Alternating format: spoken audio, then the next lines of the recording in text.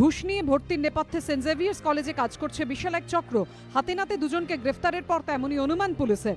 Kolkata police সূত্রে খবর, বুধবার রাতে সুরেন্দ্রনাথ কলেজের সামনে শ্যামল পোদ্দার নামে এক ব্যক্তি 15 লক্ষ টাকা নিয়ে সুব্রত চক্রবর্তী নামে আরেক ব্যক্তিকে দিতে আসেন।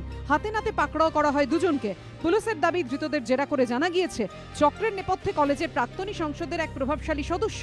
দুই পড়ুয়াকে ভর্তি করানোর জন্য শ্যামল পোদ্দার সুব্রত চক্রবর্তীর সঙ্গে 15 লক্ষ টাকায় রফা হয়।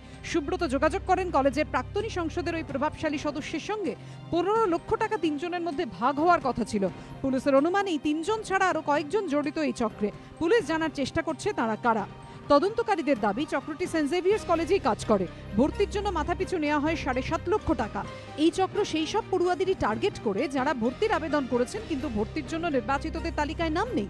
এর আগে 3 পড়ুয়াকে সেন্ট জেভিয়ার্স স্কুলে ভর্তি করিয়েছে এই চক্র। তাদের মধ্যে 2 জনকে ভর্তি করা হয়েছে ক্লাস 1-এ। প্রত্যেকের কাছে নেওয়া হয়েছে 5 লক্ষ টাকা করে। তদন্তকারীরা জানতে পেরেছেন চক্রটি ভর্তি করিয়ে দেওয়ার ব্যাপারে এতটাই আত্মবিশ্বাসী ছিল যে অনেকের কাছে ভর্তির পরেও টাকা নিয়েছে। ময়ূক ঠাকুর চক্রবর্তীর রিপোর্ট, এবিপি আনন্দ, কলকাতা।